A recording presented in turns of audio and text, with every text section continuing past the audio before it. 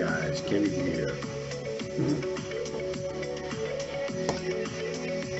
Oh yeah, we're doing up now. It looks like it is Sunday, the 27th of March, 2022. Welcome aboard, and oh man,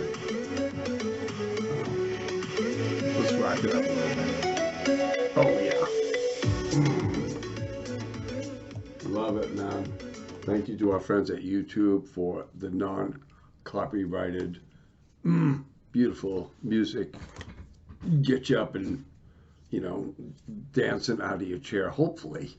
Anyway, it is 27th of March, 2022. Welcome aboard here. Quick snippet from Cities and Suburbs. Kenny B here with you. So, looking at the COVID thing, go to mass.gov and be as confused as we were right from the start. Anyway, so, cities and suburbs, tracking Worcester tonight. I mean, there's a lot of things going on in Worcester, videos to come. But, we have a lot of movement within really political positions in the city of Worcester and administrative positions. At Augustus, as I believe, I don't want to be erroneous with this, so it looks like at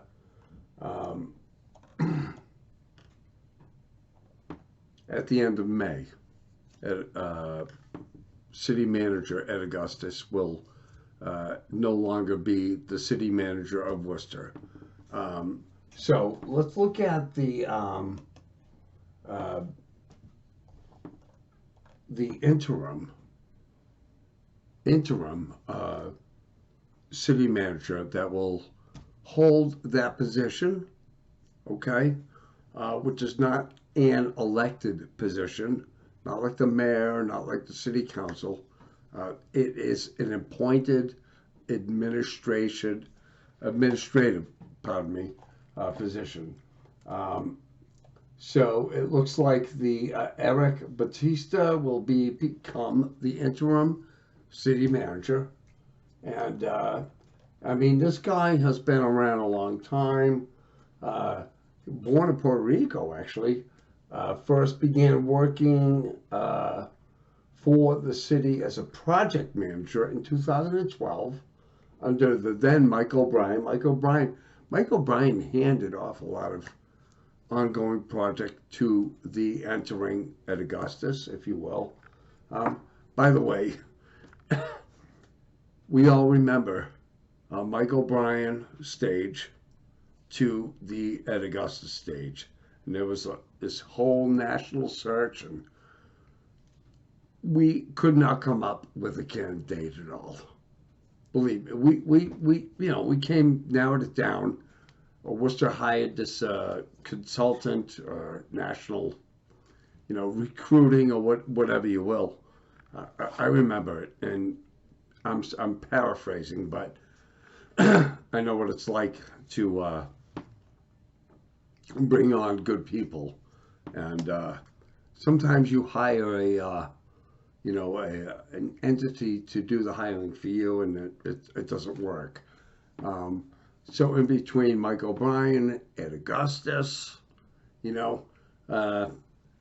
Augustus was at Holy Cross, I believe, teaching, and became the interim city manager. And we said, dude, come on.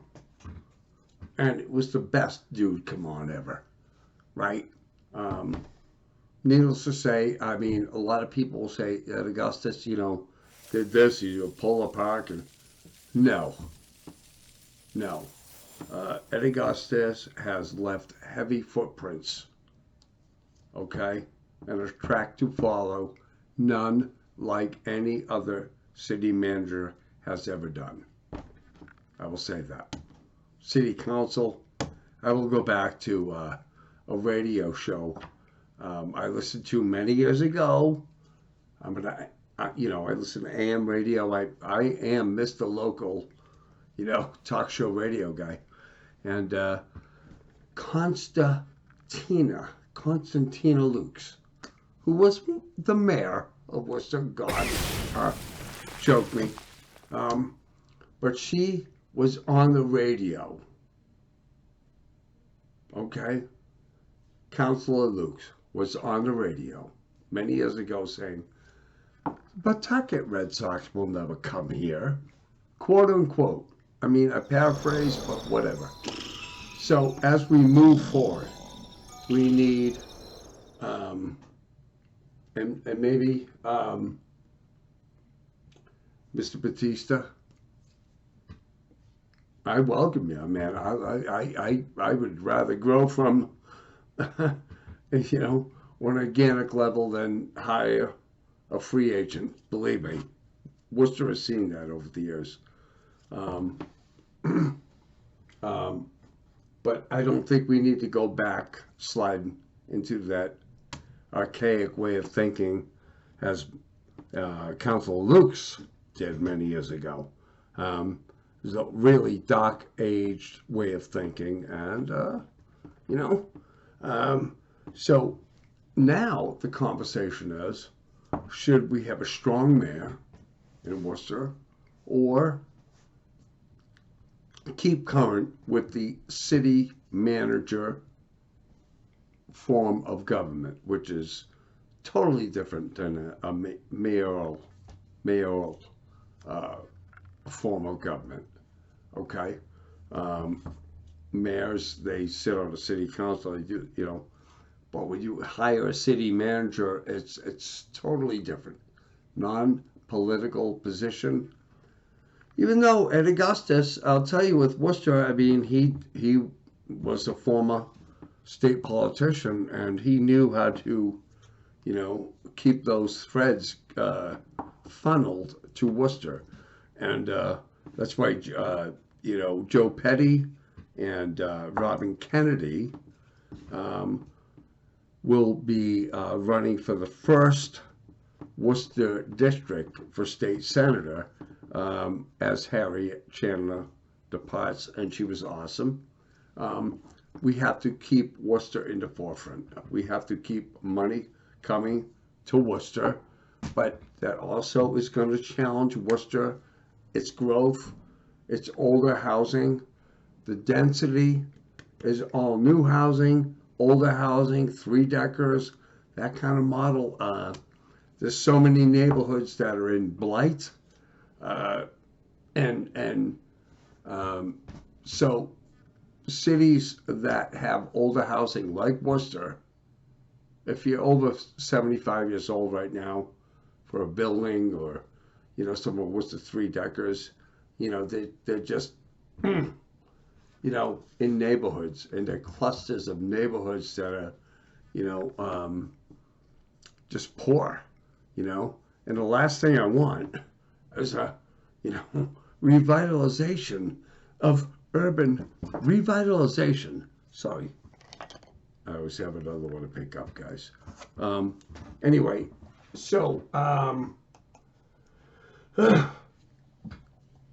we'll be talking to you soon, guys. But cast below, and what do you think? I mean, should Worcester be in position, and is it now time for a strong mayor like Janet Wu?